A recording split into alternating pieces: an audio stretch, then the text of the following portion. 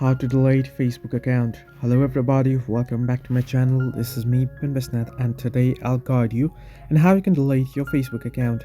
Now deleting Facebook account is quite simple and easy, so let me guide you through. First things first, what you want to do is you want to go ahead and you want to open up Facebook. You want to tap on the hamburger icon at the top right corner, and from there you want to head into settings that you can see the gear icon just below it.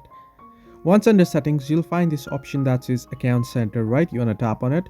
Once you tap on it, you'll be able to see these options here. Now you want to head into the option that says personal details under account settings. You can see the second option under account settings, the personal details. You want to tap on it.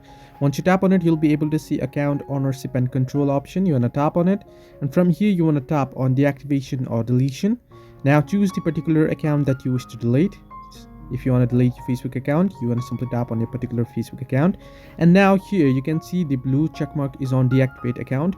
You want to tap on delete account option and make sure the blue dot is on delete account option, and then tap on continue. It will ask you for password. You want to enter in your password, verify yourself, and you'll be good to go.